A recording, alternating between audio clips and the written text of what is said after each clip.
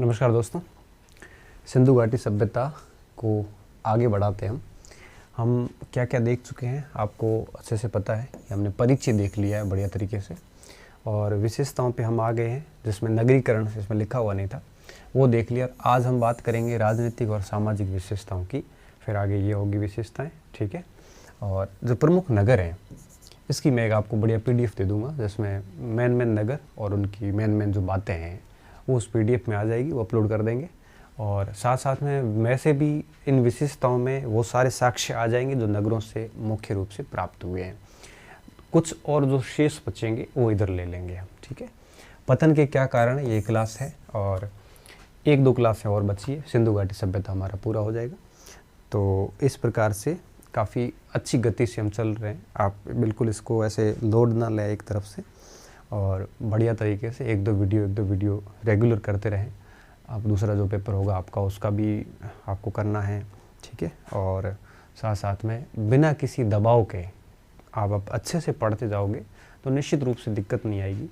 देखो, प्लान्ड तरीके से आगे बढ़ना बहुत ज़रूरी है। अगर आप अस्त व्यस्त हो गए ना तो फिर आप कुछ भी नहीं कर पाओगे। तो सबसे बेहतर ऑप्शन ये होता है कि आप अपना ध्यान जो है वो बिल्कुल पढ़ाई पे दें और प्लानिंग के साथ चलें कि किस सब्जेक्ट को देखना है, कब देखना है, कितने समय में देखना है, उस टाइप से प्लान करके आगे चलें। सोचने में समय व्यर्थ करोगे तो फिर पढ़ नहीं पाओगे, ठीक है। बाकी 4-5 महीने 6 महीने परीक्षा के लिए खूब होते हैं।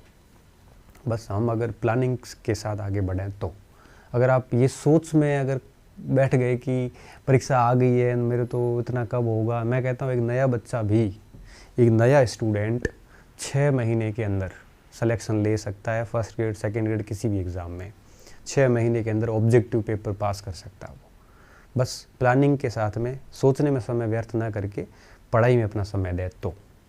अन्यथा 6 साल भी कम पड़ जाते हैं। सिलेक्शन लेने के लिए 6 महीने भी पर्याप्त होते हैं। बस प्लानिंग होनी बहुत ज़रूरी है। बिल्कुल प्लानिंग अपने हिसाब से तय करो, किसी से पूछो मत। बस मैं तो ये कहता हूँ कि 70-80% सिलेबस को ढंग से तैयार कर लो। किसी भी सामग्री पे विश्वास करते हो तो पूर्ण विश्वास के साथ देखो। समर्पण ज़रूरी होता है जीवन में, हर जगह समर्पण ज़रूरी है। अगर आप समर्पित नहीं होंगे किसी के प्रति, बुक्स हो चाहे कोई व्यक्ति हो, तो निश्चित रूप से आप भटकते रहोगे, किसी के भी नहीं होंगे आप। इसलिए समर्पण बहुत ज़रूरी। मैं हमेशा आपको कहता हूँ कि अब आप ये कोर्स अगर पढ़ रहे हो तो समर्पित होकर पढ़िए। मैं आपको बहुत जिम्मेदारी के साथ पढ़ा रहा हूँ और मुझे बहुत अच्छे से पता है कि इस कंटेंट को भी आप याद कर लोगे तो आपका चयन कोई रोक नहीं सकता, इतना मुझे अच्छे से पता है। फिर भी आप कई विद्यार्थी विश्वास नहीं करते, कई सारी किताबें लाते हो, देखते हो, करते हो। वो करना चाहिए, मैं मना नहीं करूँगा। लेकिन एक विद्यार्थी जब मुझे ये प्रश्न करता है कि सर क्या इस वीडियोस मात्र को देखने से हमारा सिलेक्शन हो जाएगा, तो उस विद्यार्थी को मैं यहाँ ये बोल रहा हूँ आज वापस यहाँ पे कि वीडियो मात्र से भी आपका सिलेक्शन और बहुत अच्छी रैंक से हो सकता है। इस देखो, बड़ी दायित्व के साथ ये चीज़ें बोल रहा हूँ। मैं आपके करियर को दांव पे नहीं लगाना चाहता। और आपको इस चीज़ का अगर विश्वास नहीं होता ना तो आप एक काम करना कि वर्ल्ड हिस्ट्री के जैसे लेक्चर है हिस्ट्री में, वो आप पूरे देख लो। फिर आप कोई भी वर्ल्ड हिस्ट्री के कहीं से भी किताब उठा के लाना, कहीं से भी कोई पेपर उठा के लाना और वो पेपर सॉल्व करना। आपको कितने सवाल मिले, भाई दुनिया भर के पेपर तो मैंने देखे नहीं है ना, कोई भी पेपर सॉल्व कर लेना। अभी ये एंशिएंट हिस्ट्री चल रही है, अब RPSC तक की। नेट की मैं गारंटी नहीं देता क्योंकि नेट में थोड़ा पेपर हाई आता है, तो नेट की कट ऑफ भी 50% 55% रहती है। कट ऑफ से तो 20% ज़्यादा ही मिलेंगे चाहे नेट का वाली एग्ज़ाम हो। आप RPSC स्तर के, UPPCS के, यूपी के MP के सारे कोई भी पेपर उठा के लाओ और आप जो मैं पेपर करवा रहा हूँ, जो कंटेंट करवा रहा हूँ, उस टॉपिक के आप सवाल देख लो, भले पिछले 40 साल के देख लो। आपको मुश्किल से 5% सवाल बाहर मिलेंगे, मुश्किल से बता रहा हूँ। तो विश्वास करने के लिए इतना पर्याप्त है। और आगे भी जो पेपर होंगे ना, वो भी मैं आपको आज ही कह रहा हूँ, किसी भी परीक्षक की औकात नहीं है हमारे इस कंटेंट से 15% सवाल से ज़्यादा बाहर निकालने की। तो 85% तक अगर सवाल परीक्षा में आ रहे हैं इस वीडियो कंटेंट से, कॉलेज लेक्चर के भी आप देख लो, सभी के सामने है वो, कोई सा भी पेपर उठा के देख लेना आप। तो मुझे पूरा विश्वास है कि जितनी कट ऑफ रहेगी उसमें से आपको उससे 15% ज़्यादा ही आपको सवाल मिल जाएंगे, ठीक है। ये मैं दावे के साथ कह रहा हूँ। ये मैं उस विद्यार्थी को जवाब दे रहा हूँ जो मुझे कई बार ऐसे एक विद्यार्थी नहीं, एक विद्यार्थी यहाँ पे एक मानक है, आप सभी विद्यार्थी हैं, तो ये कहता है कि सर क्या एक वीडियो मात्र देखने से ही हमारा काम हो जाएगा? तो मैं विश्वास के साथ कह रहा हूँ हो जाएगा। ठीक है, तो अब हम बात शुरू करते हैं सामाजिक और राजनीतिक जीवन पे। ठीक है, तो शुरुआत करते हैं, सबसे पहले राजनीतिक जीवन ले लेते हैं कि हड़प्पा काल में राजनीतिक जीवन। राजनीतिक जीवन, अब देखिए इस सबसे पहली बात ये, इसका मतलब क्या है इस पॉइंट का? इस पॉइंट का सीधा मतलब ये है कि सिंधु घाटी सभ्यता में पॉलिटी कैसे चलती थी, राज व्यवस्था कैसे चलती थी। जैसे अभी भारत की मैं बात करूं तो भारत में हम कहते हैं कि भाई संसदीय लोकतंत्र है, यहाँ पे संसद है, संसद में जनता, यहाँ पे अंतिम शक्ति जनता है, जनता के चुने हुए प्रतिनिधि काम करते हैं, शक्तियों का पृथक्करण किया गया है, प्रधानमंत्री है, राष्ट्रपति है, गणतंत्र है, ये है लोकतंत्र है, संविधान है, ये सारी, ये हमारा सिस्टम है, हमारी राजनीति है। अभी कोरिया की बात करते हैं तो वहाँ कहते हैं कि साम्यवादी सरकार है वहाँ पे, और राजतंत्रात्मक जैसी ही व्यवस्था है वहाँ पे। रूस की बात करते हैं तो वहाँ भी अभी लोकतंत्र है, कई सारे देशों में राजतंत्र भी है, अभी भी कुछ देशों में बचे हुए हैं, कहीं मैक्सिमम देशों में लोकतंत्र है, कहीं कहीं पे धर्मतंत्र भी है। धर्मतंत्र का मतलब होता है धर्म का प्रधान ही राष्ट्र का प्रधान है। तो कहने का मतलब ये है कि किसी भी देश के अंदर शासन कौन चला रहा है, शासन कैसे चल रहा है, वो उसकी अपन राजनीतिक व्यवस्था बोलते हैं, पॉलिटिकल सिस्टम बोलते हैं। अब हड़प्पा सभ्यता से जो भी हमें साक्ष्य प्राप्त हुए हैं, इन सारे साक्ष्यों के बेस पे क्या हम आज इस निष्कर्ष पर पहुंच पाए हैं कि हड़प्पा के अंदर राजनीतिक व्यवस्था कैसे चल रही थी? क्या वहाँ लोकतंत्र था, क्या वहाँ पे राजतंत्र था, क्या वहाँ पे धर्मतंत्र था, क्या वहाँ पे मतलब किस प्रकार का सिस्टम था? तो चूँकि हमें कोई साहित्यिक स्रोत तो मिलते नहीं हैं, तो हमें जो भी कुछ पुरातात्विक स्रोत मिले हैं, उन सारे स्रोतों के बेस पे कई सारे विद्वानों ने कई सारे निष्कर्ष निकाले। यहाँ पे 7 से 8 विद्वानों के कथन बड़े महत्वपूर्ण हैं। इसका सीधा प्रश्न परीक्षा में एक ही आता है। 4 विद्वानों के नाम आएंगे, जैसे R.S. Sharma, Stuart Piggott, Hunter और मैक्के। फिर सामने 4 आएंगे कि वणिक वर्ग का शासन था, राजतंत्रात्मक शासन था, जनतंत्रात्मक शासन था, केंद्रीकृत प्रशासन था। सम्मिलित कीजिए आपस में। ये सबसे बढ़िया प्रश्न बनता है आरपीएससी की तरफ से हड़प्पा की राज व्यवस्था से। ठीक है, तो उसमें 6-7 स्टेटमेंट है, वो हमें याद करने हैं। ठीक है, इससे ज़्यादा कुछ भी यहाँ पे है नहीं। तो राज व्यवस्था में किसने क्या स्टेटमेंट दिया, उस पर हम बात करने वाले हैं। इस विषय पर, हड़प्पा की राज व्यवस्था, इस विषय पर विद्यार्थियों सबसे पहले किसी ने अध्ययन किया या शोध किया तो वो किया स्टुअर्ट पिगट ने। पिगट ने ये कहा कि हड़प्पा सभ्यता निश्चित रूप से कोई अति केंद्रीकृत राज्य व्यवस्था होगी। केंद्रीकृत का मतलब होता है जब शासन के सारी शक्तियां एक ही व्यक्ति के पास में हो, उसे अपन अत्यंत केंद्रीकृत प्रशासन बोलते हैं। ठीक है, तो हड़प्पा एक अत्यंत केंद्रीकृत राज्य होगा जिसमें ये सारी शक्तियां पुरोहित वर्ग के पास में रही होगी, ऐसा स्टुअर्ट पिगट ने बोला था। फिर उसने कहा था कि फिर हड़प्पा चूँकि बड़ा क्षेत्र था तो राज्य शासन संचालन के लिए 2 राजधानियां बना दी होगी। पंजाब क्षेत्र की राजधानी जो है वो हड़प्पा को बना दिया होगा और सिंधु क्षेत्र की राजधानी मोहनजोदड़ो को बना दिया होगा। तो स्टुअर्ट पिगट ने ये बात कही थी कि हड़प्पा एक केंद्रीकृत राज्य होगा जिसकी 2 राजधानियाँ रही होगी। फिर आपके आगे दशरथ शर्मा ने तीसरी राजधानी के रूप में कालीबंगा को भी बता दिया। हालांकि इनका खंडन किया ऑलचेन दंपत्ति ने कि ऐसा कुछ भी नहीं रहा होगा, ऐसे कोई साम्राज्य नहीं रहे होंगे यहाँ पे। और ये स्टुअर्ट पिगट थे जिन्होंने सबसे पहले इस क्षेत्र की ओर है वो अध्ययन किया था।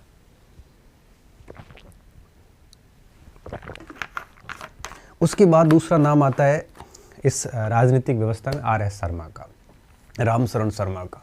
रामशरण शर्मा ने जो अपना मत दिया उसमें कहा कि हड़प्पा एक व्यापारिक सभ्यता थी तो निश्चित रूप से वणिक वर्ग का यहाँ पे शासन रहा होगा। तो इसने R.S. शर्मा ने वणिक वर्ग के बारे में बात की।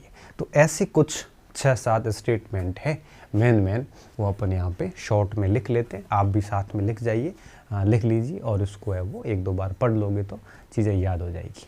एक पाषाण काल की अगर मैं बात करूँ वो हमारा पूरा हो चुका है। चूँकि वो खाली फर्स्ट ग्रेड और कॉलेज लेक्चर इतिहास के हैं, सेकंड ग्रेड वगैरह में है नहीं वो, तो जो फर्स्ट ग्रेड के स्टूडेंट वगैरह उनको बता दूं कि पाषाण काल में सवाल बहुत टफ नहीं आता, बहुत आसान सवाल आता है, ठीक है। लेकिन उसको अगर आप एक दो बार पढ़ लोगे, जितना टफ टॉपिक है ना उतने आसान सवाल उसमें परीक्षा में आते हैं, तो ज़्यादा उसमें लोड लेने की आवश्यकता नहीं। एक चीज़ यहाँ पे और कि हमने मार्शल में जब सिंधु घाटी सभ्यता का जब कालक्रम पढ़ा था तो उसमें हमने कहा था 3250 से 2750, लेकिन गलती से लिखा शायद 1750 है, तो आप उसको 3250 से 2750 कर लेना, ठीक है। अगर 1750 लिखा है तो, और नहीं लिखा है तो कोई बात नहीं। तो अब सबसे पहले हम आते हैं कि किस विद्वान ने क्या मत दिया, ठीक है। सबसे पहला जो अध्ययन किया विद्यार्थियों वो किया स्टुअर्ट पिगट ने।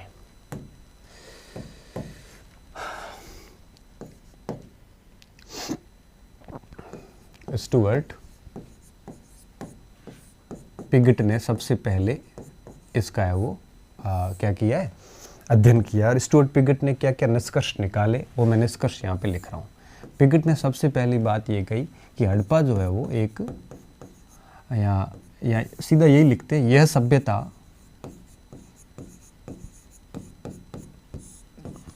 अत्यंत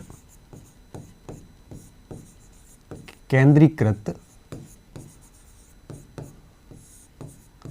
सभ्यता रही होगी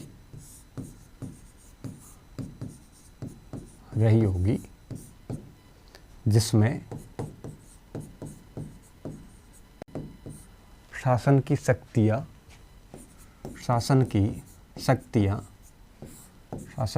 शक्तियां पुरोहित वर्ग के पास रही होगी।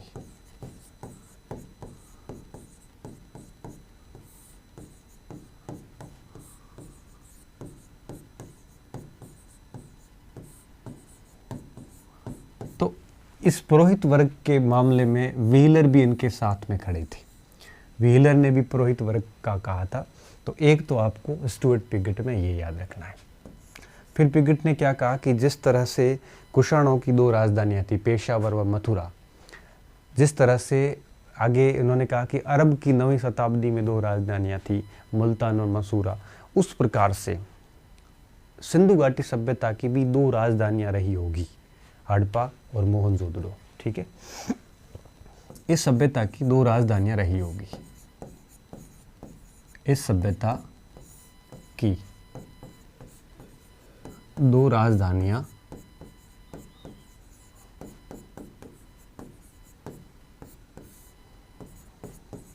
क्रमशः हड़प्पा व मोहनजोदड़ो रही होगी। मोहनजोदड़ो रही होगी। तो कई बार ये आता है कि किस व्यक्ति ने या किस इतिहासकार ने कहा था कि हड़प्पा सभ्यता की दो राजधानियां थी, हड़प्पा और मोहनजोदड़ो, तो सीधा उत्तर निकलता स्टुअर्ट पिगट, ठीक है। फिर आगे क्या आता है, मोहनजोदड़ो रही होगी। इस मत का खंडन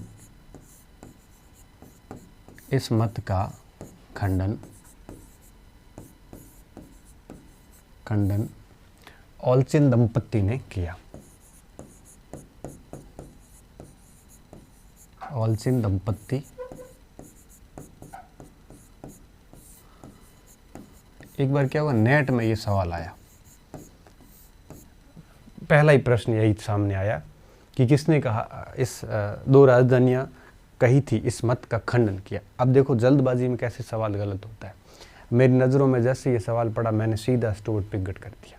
प्रश्न क्या था, प्रश्न था कि हड़प्पा सभ्यता की दो राजधानियां थी, इस कथन का खंडन किसने किया। वो खंडन तो पढ़ा नहीं, वो कथन देखते ही सीधा पिगट लगा दिया। जबकि प्रश्न क्या था, खंडन किसने किया, और खंडन करने वाले कौन थे, ऑलचिन पति पत्नी दोनों, इन्होंने भी रिसर्च किए थे। ये बात याद रखना, बड़ी महत्वपूर्ण बात है। और यहाँ पे एक चीज़ और भी याद रखना, दशरथ शर्मा ने तो तीसरी राजधानी कालीबंगा को बताई थी, ठीक है। तीसरी राजधानी किसको बताया, कालीबंगा को।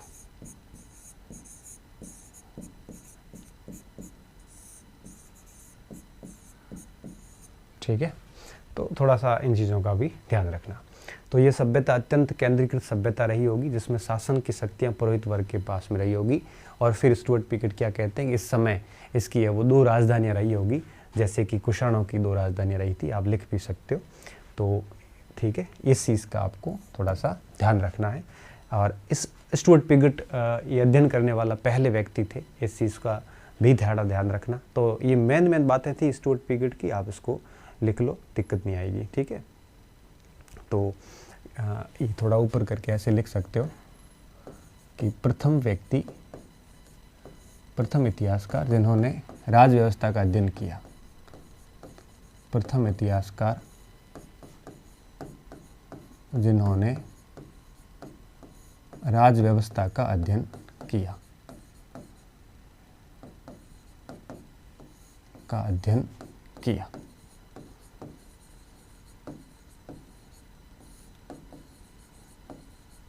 ठीक है।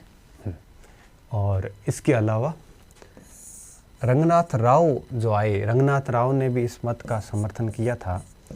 रंगनाथ राव ने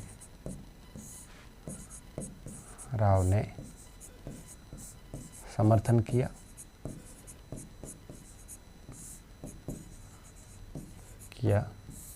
और इस सभ्यता को एक महान साम्राज्य बताया। इस सभ्यता को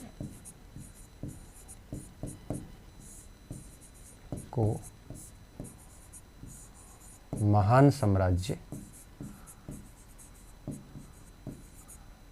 बताया। ठीक है, ये बातें आपको ध्यान रखनी है, बस स्टुअर्ट पीरियड में इतना ही।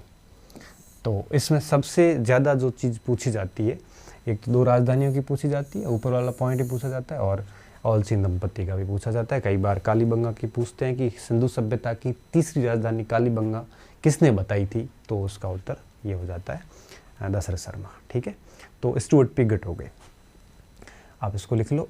उसके बाद में दूसरे नंबर पे आते हैं हम R.S. शर्मा, रामशरण शर्मा। R.S. शर्मा क्या कहते हैं? R.S. शर्मा कहते हैं कि चूंकि हड़प्पा सभ्यता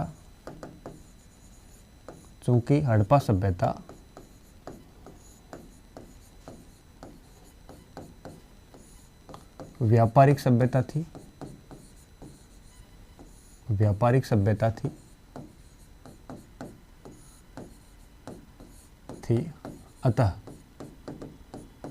अतः यहाँ पर वणिक मतलब वैश्य वर्ग जो व्यापार कार्य में संलग्न होते हैं, ठीक है, वणिक वर्ग का शासन रहा होगा। ये स्टेटमेंट कई बार एग्जाम्स में पूछा जाता है, क्योंकि R.S. शर्मा काफ़ी चर्चित हिस्टोरियन है, मार्क्सिस्ट हिस्टोरियन। A.L. बॉसम क्या कहते हैं?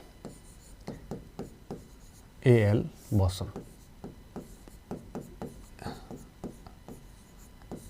बॉसम, इनकी पुस्तक है वंडर दैट वॉज इंडिया,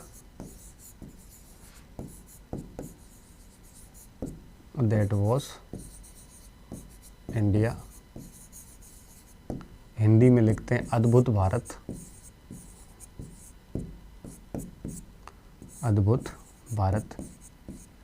इन्हीं के अंडर में रामशरण शर्मा ने, रोमिला थापर ने, इन्होंने PhD करी थी A.L. बॉसम के अधीन। इन्होंने भारतीय संस्कृति पर काफ़ी कुछ अध्ययन किया, हड़प्पा सभ्यता पे भी अध्ययन किया। और इन्होंने सभ्यता के बारे में क्या कहा? इन्होंने ये कहा कि जो हड़प्पा सभ्यता धर्म आधारित शासन प्रणाली थी। इसमें हड़प्पा सभ्यता में धर्म आधारित शासन प्रणाली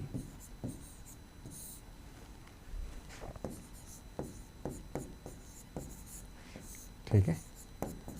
तो इन्होंने क्या कहा कि धर्म आधारित शासन प्रणाली थी, क्योंकि धार्मिक साक्ष्य इनको कुछ ज़्यादा एक प्रकार से मिले।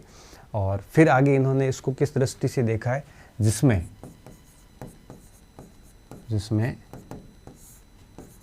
सरकार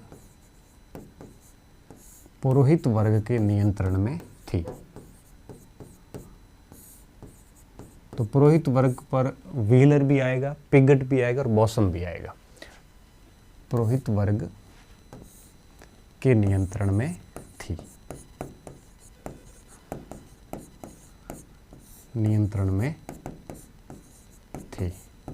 ठीक है। ये किसका कथन है? ये ए एल बॉसम का कथन है। और इस कथन के अंदर कई सारी विसंगतियाँ भी हैं, भ्रांतियाँ भी हैं, लेकिन ए एल बॉसम ने ऐसा कहा है तो हमें इसको याद रखना है, ठीक है। अब चौथे नंबर पे आते हैं हम। चौथा स्टेटमेंट जो है वो व्हीलर का ही ले लेते हैं। व्हीलर क्या कहते हैं? ठीक है, व्हीलर, मार्टिन व्हीलर ने तो काफ़ी कुछ रिसर्च की है यहाँ पे। तो इन्होंने मार्टिन व्हीलर ने कहा है कि यहाँ पर मध्यम वर्गीय, वापस आगे इसने भी यही बात की है कि मध्यम वर्ग में, या तो मध्यम वर्ग में इन्होंने कहा कि पुरोहित ही होंगे, पुरोहित, मध्यम वर्गीय जनतंत्र का शासन रहा होगा, जनतंत्र का शासन रहा होगा। ये बातें सिर्फ और सिर्फ विद्यार्थियों जो नगरों की संरचना, मिले घर, उनके बेस पे कही गई है कि दो बस्तियां मिली हैं, मतलब आपकी एक में राजा रहता होगा, पास में ब्राह्मणों वो महाविद्यालय और पूजा के कुछ धार्मिक स्नान के इन क्षेत्र मिले, तो हो सकता है कि पुरोहितों ने इस प्रकार से अपने लिए धर्म की व्यवस्थाएं की हो। तो फिर उन्होंने कहा कि ऊपर रहते थे, ऊपर पुरोहित ही रहते थे, मतलब पुरोहितों ने शासन किया होगा। तो ऐसे करके इन्होंने इस प्रकार से है वो अपने मत दिए। मत के पीछे कोई ठोस साक्ष्य नहीं है, बस बस्तियों की बसावट को जिसने जिस हिसाब से रीड किया है उसने उस हिसाब से ही आपके इसको बता दिया। तो आर एस शर्मा हो गया और ये हो गया। अब 4 हो गए। अब मैं आता हूँ 5वें बिंदु पे।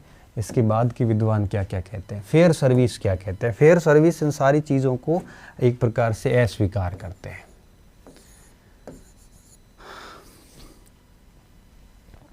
फेयर सर्विस, फेयर सर्विस का क्या मत था? इनका सीधा सा मत था। इन्होंने क्या कहा कि हड़प्पा न तो कोई एक बहुत बड़ा साम्राज्य था, ना ही कोई राज्य था।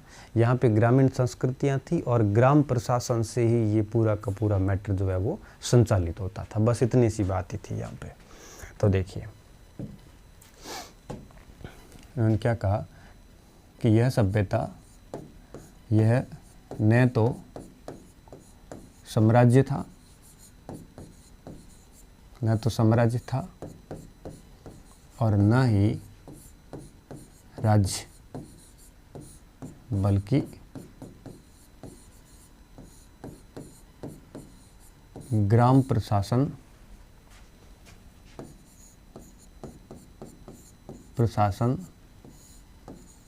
द्वारा संचालित होता होगा।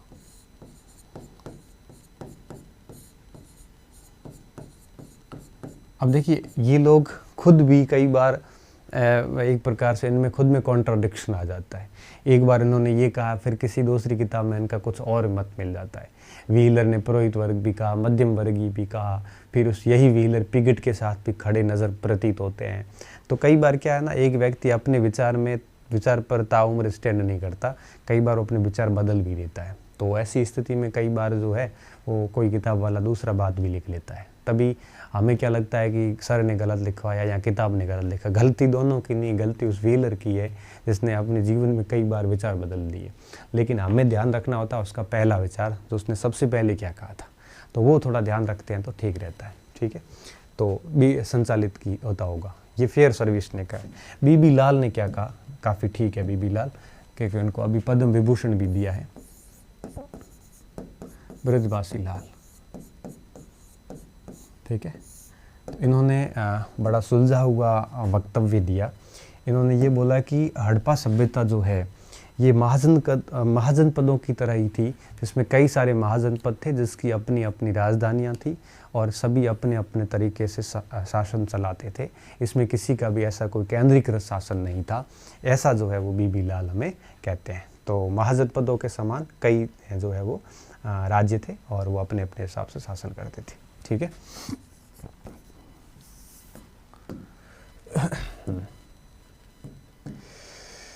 क्या लिखते हैं कि महाजनपद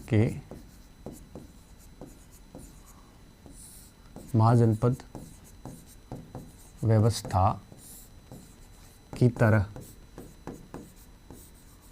हड़प्पा में इस सभ्यता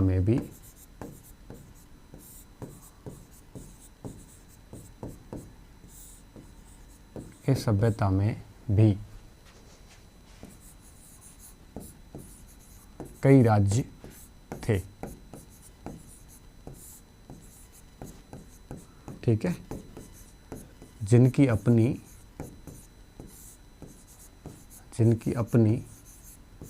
राजधानियां थी।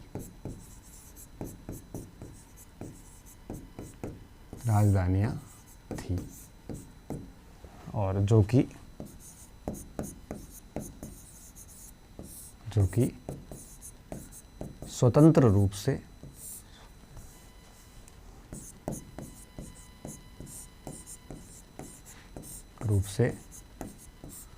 शासन कर रहे थे।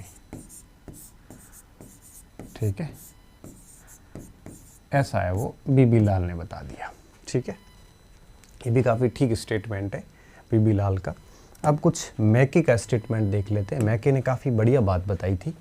देखिए मैके ने कहा कि एक जनप्रतिनिधि आधारित शासन प्रणाली होगी वहाँ पे, जिसमें जनता के द्वारा अपना एक प्रतिनिधि चुना जाता होगा और वो प्रतिनिधि उस समय वहाँ पे शासन कर रहा होगा, मतलब आज के जनतंत्रों की तरह। ठीक है, तो मैके ने क्या कहा है? मैके ठीक है, मैके ने क्या कहा? मैके ने कहा कि जनप्रतिनिधि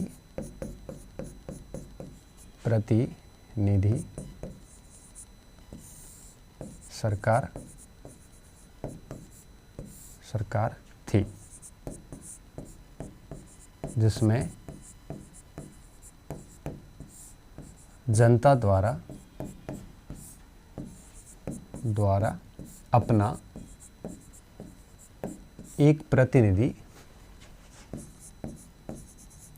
एक प्रतिनिधि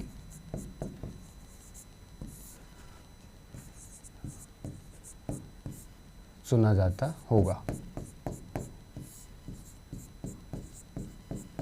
ठीक है, तो मैके जो है ये आपकी एक प्रकार से जनप्रतिनिधि सरकार के इस मत के समर्थन में है। ठीक है, और इसको फिर आगे हंटर ने थोड़ा सा अलग नाम दे दिया। हंटर ने इससे कहा कि जनतंत्रात्मक सरकार। हंटर ने इसे जनतंत्रात्मक, तो दोनों लगभग बातें हैं वो सेम आ जाती है। जनतंत्रात्मक शासन कहा है,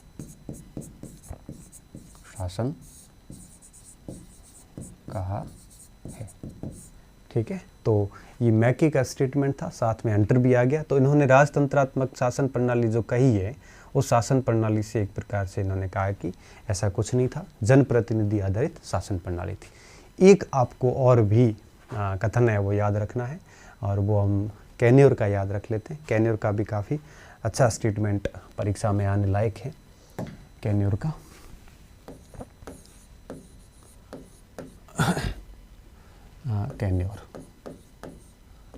कैन्योर क्या लिखते हैं? कैन्योर लिखते हैं कि जो शहर के अंदर अभिजात वर्ग था, शहर का अभिजात कौन कौन था? जिसमें कुलीन लोग भी थे, जिसमें व्यापारी लोग भी थे, जिसमें पुरोहित लोग भी थे। इन अभिजात वर्ग ने जो ग्रामीण सामान्य जनता थी इनके साथ समूह बनाकर और इस प्रकार से कम्युनिटी शासन करते थे ये लोग। ठीक है, काफ़ी रिसर्च किया इन्होंने इस बात को लेके। तो इन्होंने कहा कि ऐसा कोई राजतंत्र जनतंत्र नहीं होगा, बल्कि एक कम्युनिटी गवर्नमेंट होगी जिसमें शहरी और सामान्य जनता के बीच में एक समुदाय समुदाय सरकार जैसे अपन कह सकते हो, ऐसी कुछ सिस्टम इसमें रहा होगा। ठीक है, तो इन्होंने क्या कहा है कि शहरी अभिजन,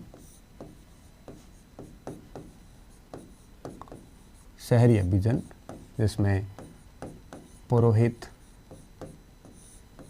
कुलीन, व्यापारी, ठीक है, शहरी अभिजन तथा ग्रामीण सामान्य जन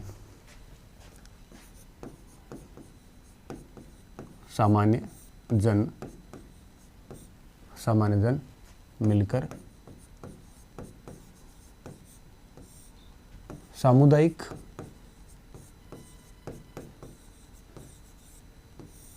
सरकार के रूप में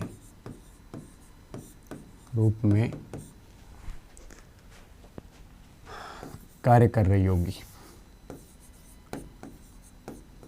कार्य करती होगी।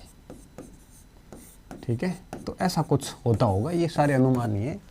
तो ये इनकी राजनीतिक व्यवस्था थी। तो इन राजनीतिक व्यवस्थाओं में ये सारी बातें हमारे को ध्यान में रखनी, काफ़ी इम्पोर्टेंट बातें थी ये। ठीक है, तो ये राजनीतिक जीवन हो जाता है यहाँ पे। और राजनीतिक जीवन के बाद में अब हम देखते हैं सामाजिक जीवन।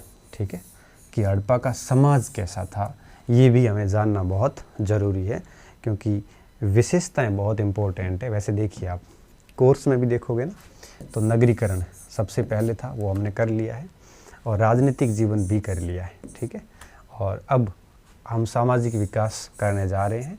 और फिर आपके इसमें केवल एक धर्म का बचेगा, कल हम धर्म कर लेंगे, फिर आगे अपन अर्थ भी करेंगे सारा ही, क्योंकि क्या पता कुछ सिंधु घाटी पूरा दे दिया ना, तो मतलब हो सकता है कि कहीं से भी प्रश्न बन सकता है, इसलिए हम कुछ छोड़ेंगे नहीं इसमें। लेकिन हमारे जो कोर्स में है ना मेन उसको अपन पहले लेंगे। ठीक है, अब आते अपन सामाजिक जीवन के ऊपर। सामाजिक जीवन का सीधा सा मतलब है कि हड़प्पाकालीन जो समाज था ये कैसा था, सामाजिक जीवन। ठीक है, देखो सामाजिक जीवन जब भी हम पढ़ते हैं तो उसमें सीधी सी बातें आती है कि महिलाओं की कैसी स्थिति है, समाज में कितने वर्ग बने हुए हैं, समाज में कौन कौन से नर जाति समूह हैं, समाज के अंदर लोग जो है वो आपके क्या खाते पीते हैं, समाज के अंदर मनोरंजन के क्या क्या साधन हैं, समाज के अंदर जो संस्कार विधियां हैं, अंतिम संस्कार वगैरह ये कैसे किए जाते हैं। तो ये सारी चीज़ें जो है वो जनरली समाज के अंदर हम पढ़ते हैं। ठीक है, समाज के अंदर ये, क्योंकि शिक्षा वगैरह ऐसा उस समय कुछ इतना था नहीं, समाज में कौन कौन सी कुरीतियाँ व्याप्त थी। ठीक है, तो विभिन्न प्रकार की चीज़ों के बारे में हम देखते हैं। तो देखते हैं इस समय समाज के बारे में हमें क्या क्या चीज़ें सीखने को मिलती है, कौन कौन सी चीज़ें जो है वो देखने को मिलती है। सबसे पहली विशेषता ये मिलती है कि जो भी नगर नियोजन हुआ है इनका, नगर नियोजन या नगरों की जो बसावट थी, तो नगर नियोजन और उसके साथ साथ में हम ये देखते हैं कि जो भी भवनों का निर्माण हुआ है उस स्ट्रक्चर के आधार पर विद्वता, जितने भी विद्वान लोग हैं वो इस बात पर सहमत हुए हैं कि हड़प्पा सभ्यता में समाज का एक स्त्रीकरण था। स्त्रीकरण का मतलब ये था कि समाज में लेवल थे, ये बौद्धिक वर्ग था, ये मतलब पुरोहित वर्ग था, या फिर ये वैश्य वर्ग था, या फिर योद्धा वर्ग था, उस टाइप से। ठीक है, तो क्योंकि घरों के स्ट्रक्चर, कोई बहुत अच्छे घर बने हुए, कोई कच्चे घर बने हुए हैं, कोई ऊंची बस्ती है, इस हिसाब से ऐसा लगता है कि हड़प्पा सभ्यता में समानता नहीं रही होगी, डिस्क्रिमिनेशन तो रहा ही होगा। ठीक है, तो यहाँ पे समाज का एक हमें लेवल मिलते हैं कि समाज में विभिन्न प्रकार के लेवल मिलने के इस नगर नियोजन और भवनों के आकार के कारण या भवनों की संरचना के कारण, भवनों की संरचना के आधार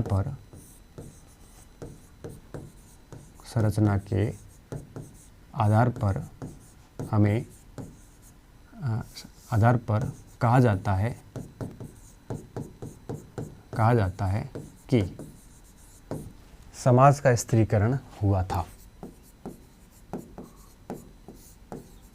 समाज का स्त्रीकरण हुआ था। ठीक है। समाज के स्त्रीकरण का क्या तात्पर्य है? जैसे इन्होंने कहा कि बौद्धिक वर्ग रहा होगा, ठीक है। बौद्धिक वर्ग का मतलब वो सारे इंटेलिजेंट लोग जो आपके यूँ कहिए कि वो उस गढ़ी क्षेत्र जो हमने कहा था उसमें ये लोग रहे होंगे। फिर इन्होंने इनका मतलब था कि योद्धा वर्ग भी रहा होगा, ठीक है। इसके साथ साथ में इन्होंने कहा है कि व्यापारी वर्ग भी रहा होगा, ठीक है, जो कि ये तीनों तो अपर क्लास हो गई। मजदूर वर्ग भी रहा होगा जो कि नगर क्षेत्र में रहा होगा। तो इन्होंने समाज का स्त्रीकरण 4 हिसाब से बांटा है। तो इस प्रकार से इन्होंने कहा कि समाज में विभाजन हो रखा होगा, पहली बात। दूसरी विशेषता ये आती है कि विद्वान यहाँ पर मातृ देवी की मूर्तियाँ सर्वाधिक मिली है, मूर्तियाँ सर्वाधिक मिली है। इस आधार पर कहा जाता है कि मातृ सत्तात्मक परिवार होंगे। इस आधार पर कहा जाता है कि मातृ सत्तात्मक परिवार होंगे। कैसे परिवार होंगे? मातृ सत्तात्मक परिवार होंगे। मातृ सत्तात्मक मतलब होता है कि जिस घर में सत्ता किसकी हो, माता की हो, उसे अपन मातृ सत्तात्मक परिवार बोलते हैं। तो माता की मूर्तियाँ, मातृ देवी की मूर्तियाँ हमें सबसे ज़्यादा मिली है और इस बेस पे हम क्या कहते हैं कि यहाँ पे है वो मातृ सत्तात्मक परिवार रहा होगा। इसके अलावा तीसरा जो पॉइंट है विद्यार्थियों, वो ये है कि महिलाओं की स्थिति बड़ी अच्छी थी, इसमें कोई दिक्कत वाली बात नहीं थी, क्योंकि जो आभूषण मिले हमें और जो प्रसाधन सामग्री मिली है, ठीक है, तो आभूषण और प्रसाधन सामग्री जो मिली है उसके बेस पे हम ये कहते हैं कि महिलाओं की स्थिति अच्छी रही होगी। आभूषण व प्रसाधन, मेरे हिसाब से सही है प्रसाधन का मतलब है कि श्रृंगार सौंदर्य, प्रसाधन सामग्री के आधार पर माना जाता है कि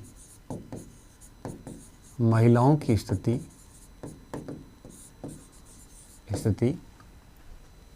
बेहतर रही होगी, स्थिति अच्छी थी, ठीक है। तो ऐसी क्या सामग्री मिली है हमें, वो भी हम लिख लेते हैं ताकि परीक्षा में कई बार है वो हमारी परीक्षा में सामग्री पूछ लेते हैं। तो देखिए, एक श्रृंगार बॉक्स, और श्रृंगार बॉक्स जिसे अपन इंग्लिश में वैनिटी बॉक्स बोलते हैं, वैनिटी बॉक्स पहले होता था। पहले दुल्हन को जब शादी होती थी, जब दुल्हन घर जाती थी, ससुराल जाती थी, तो उस समय उसको दहेज में एक ऐसा वैनिटी बॉक्स दिया जाता था। जब उसको खोलते थे तो उसमें सिंदूर, कंघी, छोटा मोटा कांच, ये सारी चीज़ें जो है वो रखी जाती थी उस वैनिटी बॉक्स के अंदर। आजकल तो परंपरा विलुप्त हो गई, लेकिन क्योंकि वो मेकअप आने के बाद वो वैनिटी बॉक्स की परंपरा ख़त्म हो गई। लेकिन ग्रामीण क्षेत्रों में आज भी वो वैनिटी बॉक्स हमें देखने को मिलते हैं। तो वैनिटी बॉक्स व अंडाकार चूड़ियाँ, बिल्कुल गोल नहीं, अंडाकार चूड़ियाँ हमें हड़प्पा से प्राप्त होती है, ठीक है, ये एक बहुत बड़ी बात है। दूसरा, हमें एक शॉपिंग मॉल भी मिलता है, ठीक है, देख लो। आज की तारीख में भी कई नगरों में शॉपिंग मॉल नहीं है, लेकिन उस समय हमें सुरकोटड़ा से शॉपिंग मॉल प्राप्त हुआ। क्या? सुरकोटड़ा से हमें क्या मिला है? पूरा शॉपिंग मॉल मिला जहाँ शॉपिंग वगैरह की जाती होगी। हमें चंद्रोदड़ों से लिपस्टिक भी मिली है,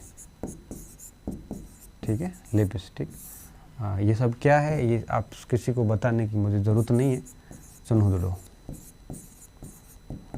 चंद्रोदड़ों से लिपस्टिक मिली है।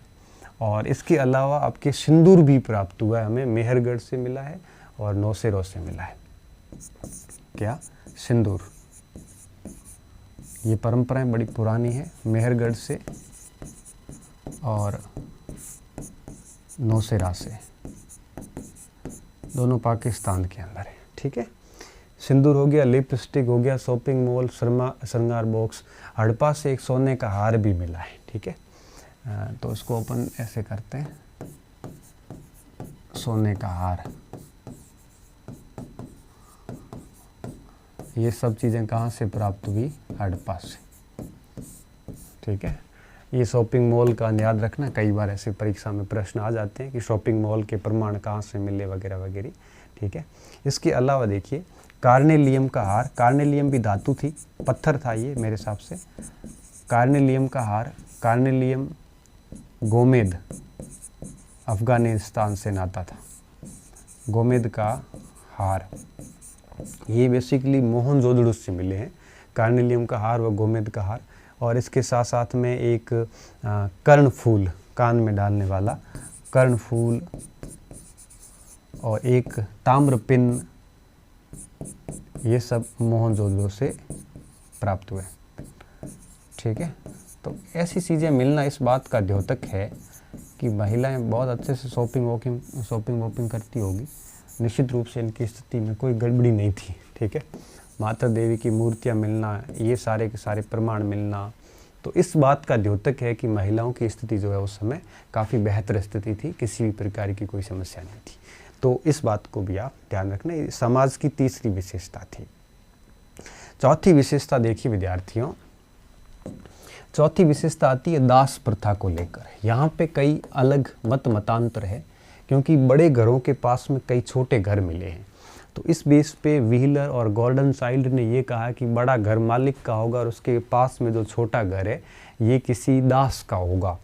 तो इस बेस पे गॉर्डन चाइल्ड और व्हीलर ने ये कहा है कि यहाँ पे दास प्रथा रही होगी। लेकिन SR राव और RS शर्मा ने इस बात का खंडन किया है। उन्होंने कहा है कि आप जो मेसोपोटामिया और मिस्र में जो व्यवस्थाएं देख के और उस बेस पे अगर भारत में ये निष्कर्ष निकाल रहे हो कि यहाँ पर भी दास व्यवस्था रही है, तो ये निष्कर्ष गलत है। तो कई बार तो यही पूछा जाता है कि हड़प्पा सभ्यता में दास व्यवस्था रही है, इसके समर्थक कौन है और इसके खिलाफ कौन मत देते हैं।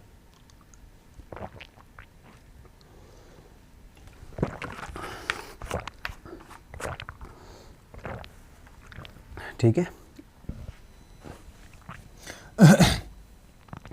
बड़े घरों के पास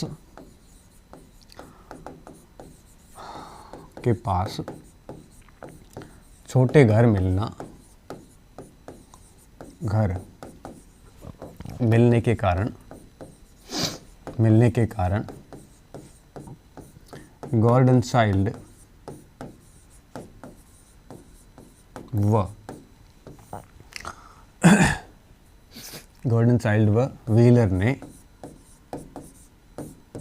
व्हीलर ने दास प्रथा होने का कहा, मगर SR राव व RS शर्मा ने इस मत का खंडन किया।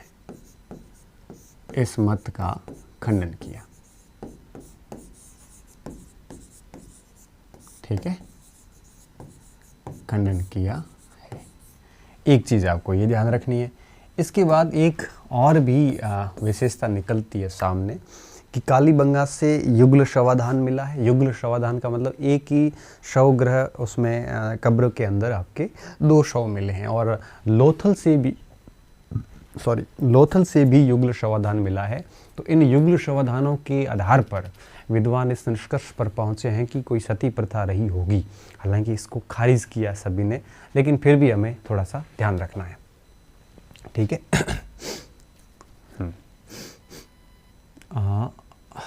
कालीबंगा, यहाँ से एक कालीबंगा व लोथल से युग्ल समाधान मिलने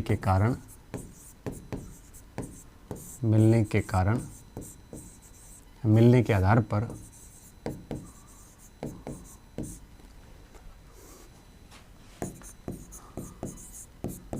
सती प्रथा होने का अनुमान लगाया जाता है।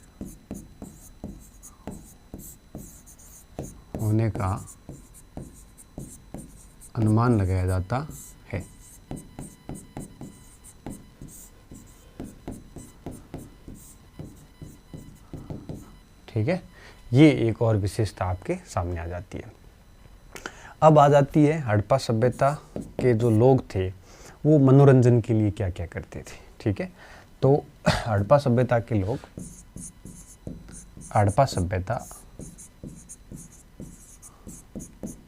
लोग मनोरंजन हेतु क्या करते थे?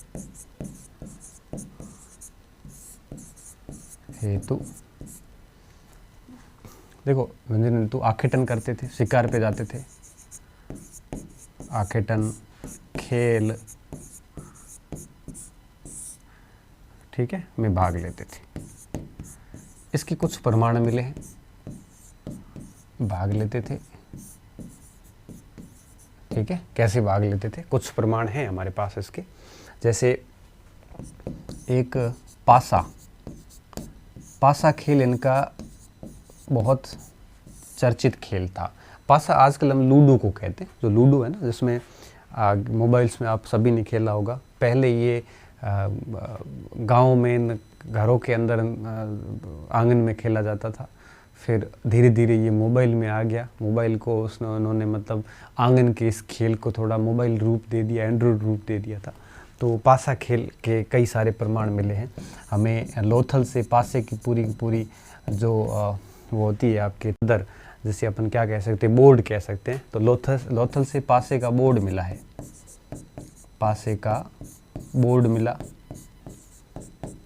और मोहनजोदड़ो से गोटियाँ मिली, से पासे के फलक कह सकते हो आप, फलक मिले। कालीबंगा से भी मिले हैं। तो पासा काफ़ी चर्चित गेम था हड़प्पा सभ्यता का। क्यों? क्योंकि मोस्टली हर नगर से हमें पासे के कुछ न कुछ प्रमाण जो है वो प्राप्त हुए हैं। ठीक है, अगर अपन इसके अलावा बात करें तो ये आप लिख लो, फिर मैं इसको पैरा छोड़ के छठे पॉइंट में आगे कुछ और भी लिख लेंगे। खेल के संबंध में बात करें तो खेल हो गया, हाँ ठीक है। इसके अलावा ये शिकार भी करते थे, शिकार में करते थे। और शिकार के अंदर हमें कई सारे तीर भी मिले हैं, ठीक है, भाला मिला है। तो ऐसे औजार मिलना लगता है कि ये लोग शिकार भी करते होंगे।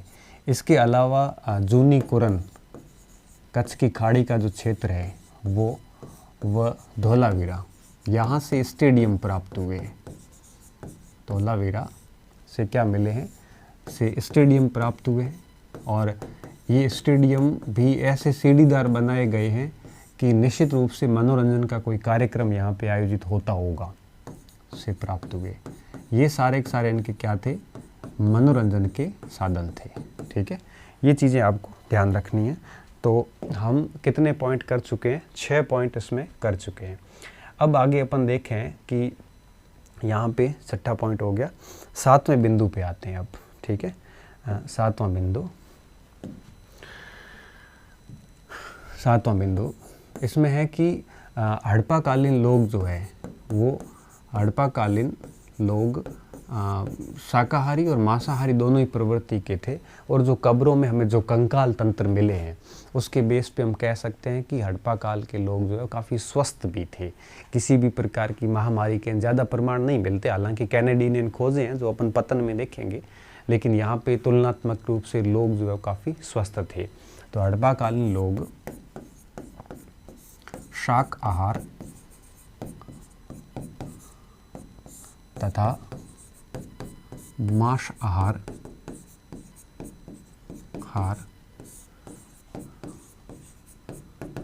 दोनों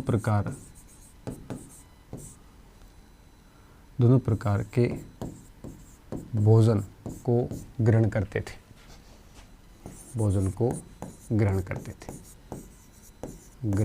करते थे। ठीक है, शाकाहार भी लेते थे, मांसाहार भी लेते थे और स्वस्थ थे। ठीक है, बीमारी के प्रमाण हमें ज़्यादा प्राप्त नहीं होते। हड़प्पा काल की जो भी कब्रों से जो भी हमें कुछ प्रमाण मिले उसके बेस पे हम कह रहे हैं। ठीक है, एक 8वां बिंदु हम और भी ले सकते हैं कि हड़प्पा लोग जो है वो आपके नगरों में भी रहते थे और गाँव में भी रहते थे। नगरीय व ग्रामीण दोनों क्षेत्रों में रहते थे, दोनों क्षेत्रों में रहते थे, दोनों क्षेत्रों में रहते थे। ठीक है, इस चीज़ का भी ध्यान रखना है। अब ये मत करना कि केवल नगरीय संस्कृति थी इसलिए हम, नगरीय संस्कृति थी मतलब केवल नगरों में ही रहते थे, ऐसा नहीं था। मैंने आपको कहा ना, ग्राम नगरों की तुलना में ज़्यादा थे, लेकिन नगर पहली बार इतने बढ़िया तरीके से, व्यवस्थित प्लान तरीके से और बड़े पैमाने पे मिले हैं ना, इसलिए इतिहासकारों ने, पुरातत्वविदों ने उसको नगरीय सभ्यता का नाम दिया। बाकी गांव भी बहुत मिले और इवन नगरों से कई ज़्यादा गांव हमें प्राप्त होते हैं। और अब आते हैं अपन 10वीं विशेषता के ऊपर। ठीक है, 9वीं विशेषता, सॉरी 8 होगी ना, हाँ 10 विशेषताएँ हैं टोटल। 9वीं विशेषता हम पढ़ते हैं कि हड़प्पा काल में, हड़प्पा से हमें 4 निर्जातीय समूह के प्रमाण मिले, समूह होने के प्रमाण मिले,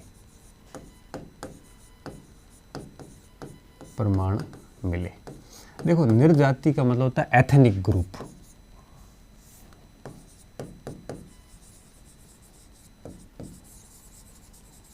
ठीक है, एथनिक ग्रुप का क्या मतलब होता है, जैसे आपने पढ़ा होगा, सुना भी होगा, जैसे निग्रेटो। अब निग्रेटो है जैसे अफ्रीका में, वेस्ट इंडीज़ में, काले कलर के, 7.5-8 फीट हाइट, 7.5-7 फीट हाइट, फिर बाल ऐसे घुंघराले टाइप, तो ये सारे निग्रेटो कहलाते हैं। चीन के लोग हैं जिनकी नाक चपटी, हाइट कम, इन्हें हम मंगोलाइड बोलते हैं। उत्तराखंड में ये जो हिमालय में से अपने अल्पाइन बोलते हैं। हम लोग वो जो दक्षिण भारत में हैं इसे द्रविडियन बोलते हैं या मेडिटेरियन बोलते हैं। इंग्लैंड में जो है उसे अपन प्रोटो ऑस्ट्रोलाइड बोलते हैं। तो सभी की अपनी अपनी एक नरजाति समूह होता है। हड़प्पा में जो हमें प्रजातियां मिली हैं, टोटल 4 प्रजातियों के प्रमाण हमें देखने को मिलते हैं। कितने? 4 मिलते हैं। सबसे पहला प्रोटो ऑस्ट्रोलाइड,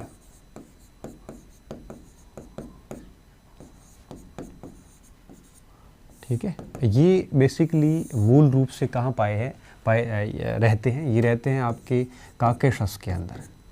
काकेशस कहाँ है? यूरोप के अंदर। काकेशस यूरोप के अंदर ये सबसे ज़्यादा है, ठीक है। पहली चीज़, हड़प्पा में हमें इस पे क्या ध्यान रखना है, ऐसा विद्वानों ने ये कहा है कि सबसे पहले इस सभ्यता में किसी व्यक्ति ने प्रवेश किया था, या हड़प्पा में आने वाली सबसे पुरानी नरजाति समूह यही है यहाँ पे। हालांकि इन्होंने हड़प्पा सभ्यता को बसाया नहीं, बस आए थे यहाँ पे, मर गए या कोई चला गया, कोई बस केवल आया ही था, ठीक है। तो हड़प्पा क्षेत्र में प्रवेश करने वाला पहला समूह कौन था? प्रोटो ऑस्ट्रोलाइड। इस चीज़ का ध्यान रखना। तीसरी बात देखिए, जो मोहनजोदड़ो से हमें एक कांसे की नर्तकी की मूर्ति मिलती है, और हड़प्पा से एक कब्र है जिसमें 3 विदेशियों के सिर प्राप्त होते हैं। तो उन कब्रों के जो सिर हैं वो, और कांसे की नर्तकी की जो मूर्ति है वो, विद्वानों के अनुसार, पुरातत्वविदों के अनुसार, ये दोनों की दोनों जो मॉन्यूमेंट्स हैं, ये आपके इस प्रोटो ऑस्ट्रोलॉइड जो एथनिक ग्रुप है इसके संबंधित है, ठीक है। तो कई बार प्रश्न आ जाता है, तो इसमें आपको ये एक और चीज़ ध्यान रखनी है कि मोहनजोदड़ो से प्राप्त कांस्य की नर्तकी की मूर्ति, कांस्य की नर्तकी की मूर्ति तथा हड़प्पा की एक कब्र से प्राप्त 3 विदेशियों के सिर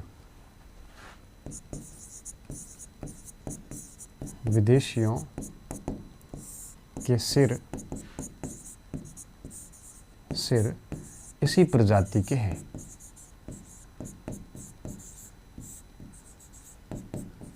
ठीक है, इसका मतलब ये यहाँ पे अब सबसे पहले प्रवेश कर गए। दूसरी जो प्रजाति है विद्यार्थियों, वो है आपके मेडिटेरियन।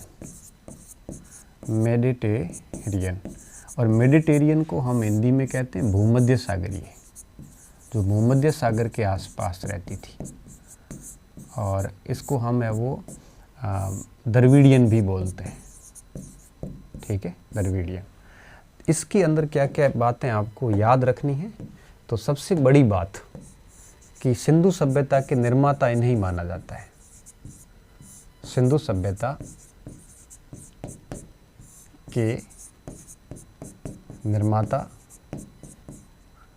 किसे माना जाता है? भूमध्य सागरीय लोगों को माना जाता है। ठीक है, तीसरी जो प्रजाति आई, तीसरी थी अल्पाइन। ठीक है, और अल्पाइन प्रजाति जो है वो भारत में कहाँ पे है? आपके हिमालय क्षेत्रों में। कौन से क्षेत्रों में? हिमालय क्षेत्रों में। और चौथी जो प्रजाति है वो है आपके मंगोलाइड। ठीक है, मंगोलाइड।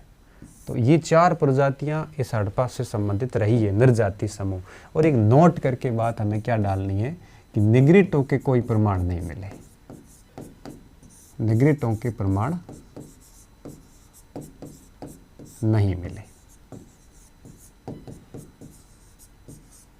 ठीक है, इस चीज का थोड़ा सा ध्यान रखना। तो हड़प्पा के अंदर 4 नरजाति समूह के प्रमाण मिलते हैं, वो हमने देख लिए। और सबसे बड़ी बात यह कि निग्रिटों के प्रमाण नहीं मिले। इससे कोई भी प्रश्न पूछा जा सकता है। ठीक है, सबसे पहले कौन प्रवेश किए? ये सब संस्थापक कौन थे? सभ्यता बसाई किसने? द्रविड़ लोगों ने, मेडिटेरियन लोगों ने, ऐसा माना जाता है। ठीक है, और अब इसकी लास्ट विशेषता, 10वीं विशेषता। ठीक है, 10वीं विशेषता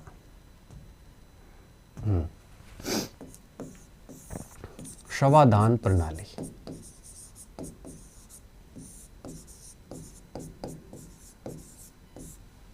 अब देखो, हड़प्पा में विद्यार्थियों 3 टाइप के शवाधान हमें प्राप्त होते हैं। ठीक है, एक है आपके यूं कहिए कि पूर्ण शवाधान। पूर्ण शवाधान में क्या होता था कि आपके जैसे ही कोई व्यक्ति मरता था तो उसका शव पूर्ण रूप से धरातल के अंदर डाल दिया जाता था और फिर उसके साथ में जो भी कोई औजार वजार रखने हो रख लिए जाते थे। एक होता था आपके अर्ध शवाधान, या यूं कहिए कि इसको अर्ध शवाधान को हम है वो आंशिक शवाधान भी बोल देते हैं। ठीक है, क्या बोलते हैं? आंशिक शवाधान। और तीसरा था आपके कलश शवाधान। आंशिक में क्या करते हैं कि शव को पहले बाहर रखा जाता था, फिर उसको पक्षी वगैरह नोचते थे और जीव जानवर नोचने के बाद में फिर कोई जो बॉडी बचती थी वो अंदर डाल देती थी। और तीसरा होता था आपके कलश शवाधान। कलश शवाधान का मतलब होता था आपके दाह कर्म करना, मतलब जला दिया जाता था और जलाने के बाद में जो राख बचती थी उस राख को क्या करते थे? एक घड़े में डाल देते थे। घड़ा मतलब कलश, और उसको दफना देते थे। तो 3 टाइप के शवाधान हमें प्राप्त होते हैं यहाँ पे। अगर मैं कलश शवाधान की बात करूँ तो यहाँ पर साक्ष्य मिलते हैं बहावलपुर से। बहावलपुर पाकिस्तान से साक्ष्य प्राप्त होते हैं। और कालीबंगा से भी कलश शवाधान के साक्ष्य हमें मिलते हैं। ठीक है, पहली चीज़। अगर अपन आंशिक शवाधान की बात करें तो आंशिक शवाधान की अगर मैंने परिभाषा तो आप लिख ही लेना कि शव को है वो जमीन के बाहर रख के पशु पक्षियों के लिए छोड़ दिया जाता था और उसके बाद में अरे गलत लिख लिया, सॉरी। पूर्ण आंशिक शवाधान बहावलपुर से है ना, बहावलपुर से, और इसके अलावा कालीबंगा से।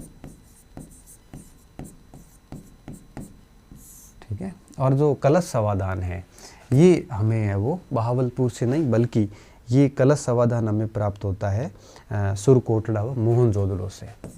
ठीक है, सुरकोटड़ा, मोहनजोदड़ो और तीसरा कालीबंगा से।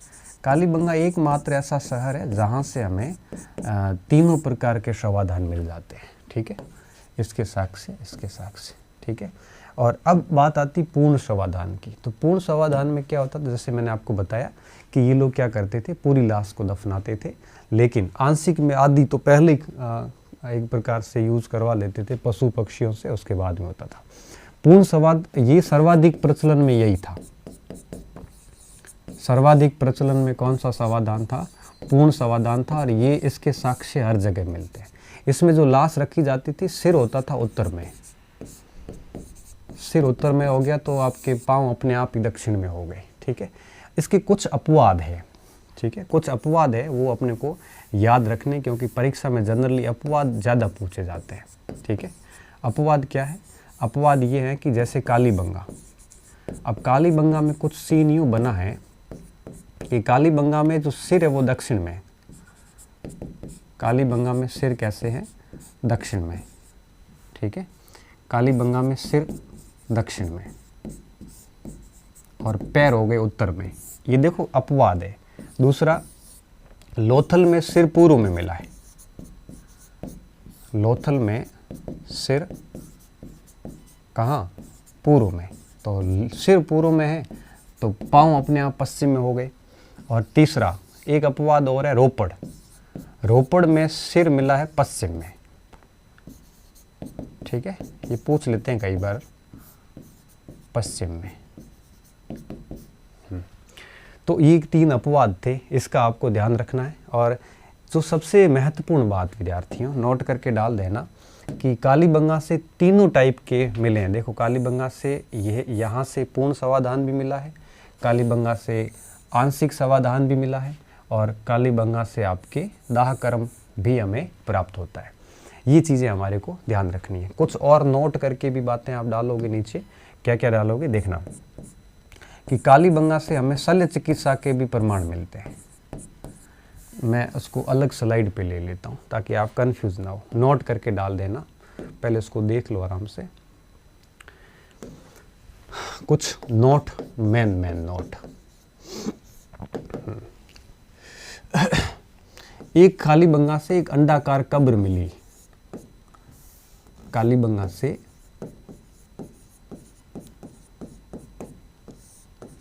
से क्या मिली है? अंडाकार कब्र,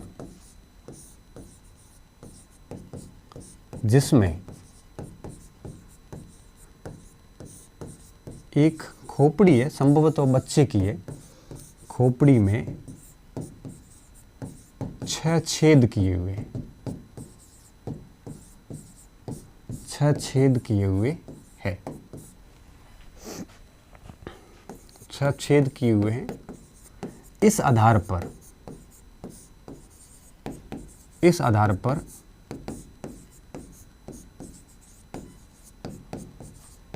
कहा जाता है